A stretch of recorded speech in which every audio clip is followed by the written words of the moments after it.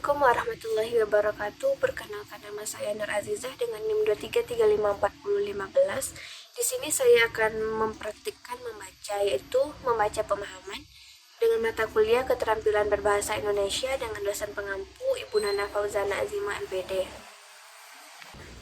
Yang pertama, kita masuk kepada pengertian membaca pemahaman. Membaca pemahaman adalah suatu proses untuk mengenali atau mengidentifikasi teks, kemudian mengingat kembali isi teks itu.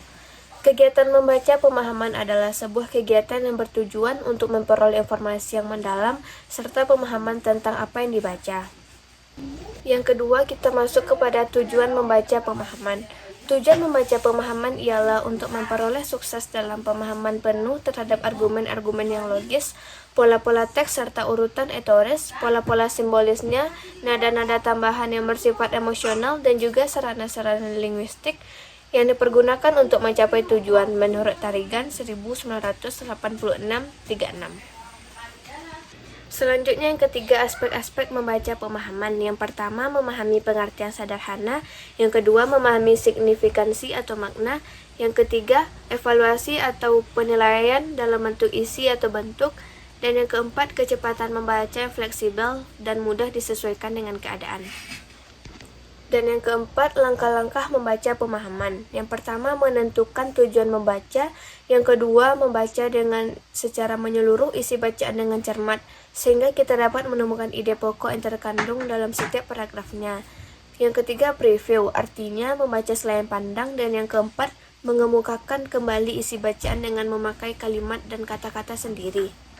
Yang kelima, kita masuk kepada tingkatan membaca pemahaman. Yang pertama, pemahaman kritis. Pemahaman kritis adalah kemampuan mengevaluasi materi teks. Pemahaman kritis pada dasarnya sama dengan pemahaman evaluatif. Dalam pemahaman ini, pembaca membandingkan informasi yang ditemukan dalam teks dengan norma-norma tertentu, pengetahuan, dan latar belakang pengalaman pembaca untuk menilai teks. Yang kedua, pemahaman inferensial. Pemahaman inferensial merupakan kemampuan memahami informasi yang dinyatakan secara tidak langsung atau tersirat di dalam teks. Yang ketiga, pemahaman literal. Pemahaman literal merupakan kemampuan memahami informasi yang dinyatakan secara eksplisit dalam teks. Pemahaman literal adalah pemahaman tingkat paling rendah.